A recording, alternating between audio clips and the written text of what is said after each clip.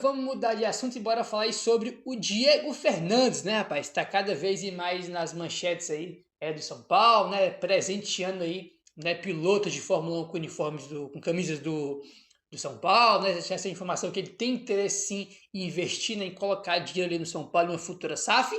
E temos novidades sobre isso, olha só.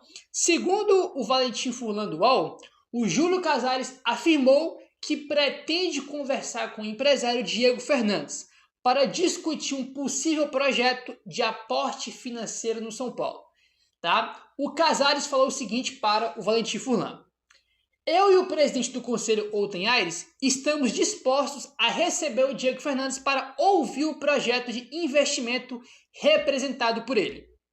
Eu conheço o Diego Fernandes do mercado e sua família há muito tempo, sendo que eu trabalhei com o pai dele no SBT. Tá? Foi o que o Júlio Casares aí falou para o Valentim Furlan, né, confirmando aí que tem interesse, né, que o Casares e o Outen Aires, né, que é o presidente do conselho, está disposto, né, cara, a receber, né, ter uma reunião aí com o Diego Fernandes para entender o que o Diego Fernandes quer fazer, qual que é a ideia dele, qual que é a proposta, né, cara, quais as intenções dele, ainda se é botar dinheiro, se é virar SAF, né, a gente não sabe ainda o que é exatamente, mas acho isso algo muito positivo porque a gente está falando de um cara que tem interesse em investir no São Paulo, ele é São Paulino, a gente tem que pelo menos, cara, tipo assim, não sei se São Paulo vai virar SAF, é algo muito difícil, muito complexo, é algo que demanda muito tempo, né, para você virar SAF, mas a gente tem a obrigação, né, a gente que eu falo São Paulo tem a obrigação de escutar o que o cara tem para passar. Às vezes o cara tem um projeto maravilhoso para São Paulo,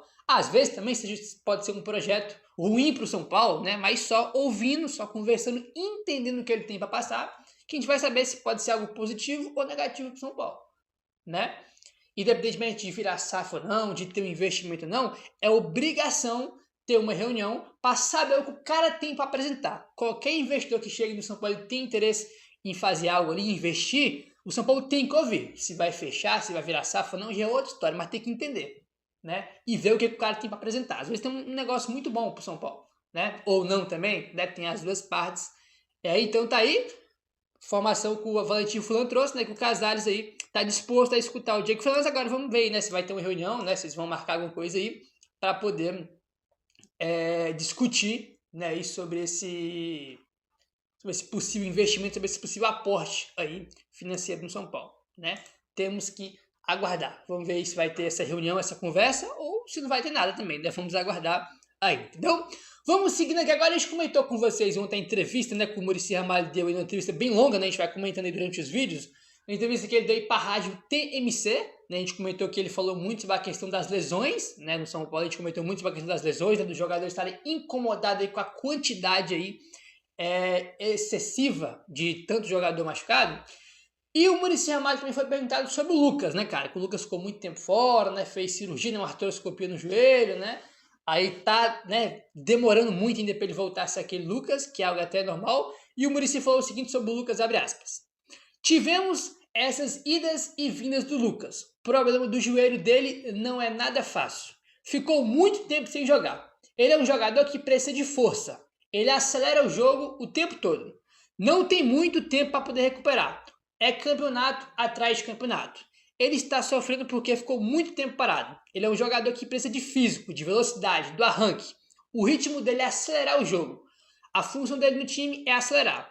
A gente espera que nesse final do ano que ele vai ter mais tempo, né, com férias, para trabalhar bem e se recuperar para a próxima temporada. Ele está 100% para jogar.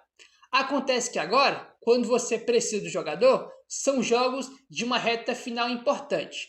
A gente tem que olhar com carinho para esse problema do Lucas e que ele volte muito forte no ano que vem, fecha aspas aí, para o Muricy. Cara, eu concordo com o Muricy, né, cara? Ele é jogador que precisa de força, né, cara? Jogador de arranque, que acelera muito o jogo, né? Ele depende muito da parte física também, pelo estilo de jogo dele, né, cara? Então, tipo assim, é natural ele não tá conseguindo jogar, porque ele ficou 5, 6 meses fora, depois teve que fazer cirurgia no joelho, né? Então é natural ele ter um processo longo aí de recuperação, né? Eu acredito muito que ele vai voltar a jogar bem ainda, tá? Eu já vi me dizendo, pô, o Lucas pode ser aposentado, não joga mais, eu acho que ele ainda pode se recuperar. Isso é super útil pro São Paulo, né? Só que eu não sei se vai ser esse ano. Eu acho que realmente tendo férias, pré-temporada, aí sim no ano que vem né, com mais tempo aí de recuperação, né, cara, ele vai voltar a ser, não sei se é aquele Lucas que a gente conhece, mas pelo menos próximo do melhor Lucas que a gente viu, né, eu acredito que ele possa voltar a ser esse jogador aí. Sobre Paulistão, tá, porque tivemos aí ontem o sorteio, né, vamos começar aí falando sobre Campeonato Paulista. Antes de a gente falar dos adversários do São Paulo, né, falar sobre o novo formato aí do Campeonato Paulista, né? Já tinha sido algumas informações sobre e foi confirmado aí ontem. O novo formato é inspirado ali na Champions, né? Na nova Champions aí, que é o seguinte, vamos lá. São 16 times na fase de liga, certo? Então só tem uma classificação, né? Fase de liga, 16 times, tá? 16 times, os 8 melhores, né, os 8 primeiros dos 16 se classificam para as quartas de finais, tá? Aí quartas e semifinal, jogo único, como a gente já está acostumado, né, no antigo formato, e final 2 jogos, ida e volta. E cada time vai ter aí 8 jogos na primeira fase, tá bom? Então vão ser aí 8 jogos para cada time nessa primeira fase, né, que é a fase de liga aí, tá bom? Então vocês entenderam, né? 16 times, né? Os 8 primeiros se classificam para as quartas de final, formato bem simples aí de entender. Bom, aí tivemos o sorteio, né, rapaziada? E tá aqui, né, os 8 times, né, que o São Paulo vai enfrentar na primeira fase. Vamos lá. Santos, Corinthians, Palmeiras, né, os 3 clássicos tradicionais. Primavera, Ponte Preta, Portuguesa, Mirassol e São Bernardo, tá? São os 8 jogos do São Paulo na primeira fase, né? Aí depois é a quarta, semi e final, né? Ida e volta ali, tá? Então tá aí 8 jogos na primeira fase, né? Que o São Paulo vai ter aí. E vamos ver como é que vai ser, né? Acho que é interessante porque eu não sou daquelas pessoas que falam, pô, o estadual tem que acabar, o estadual tem que acabar, que isso atrapalha. Cara, eu acho o estadual legal, né? Mas sempre, cara, teve um formato que era muito longo o campeonato, né, cara? No formato antigo, eram 12 jogos na primeira fase, né? Agora diminuiu para 8. Né? Então deu uma diminuída aí. A questão é que é muito longo, né, cara? O período aí que começa e que termina o estadual, mas agora deu uma diminuída aí, né?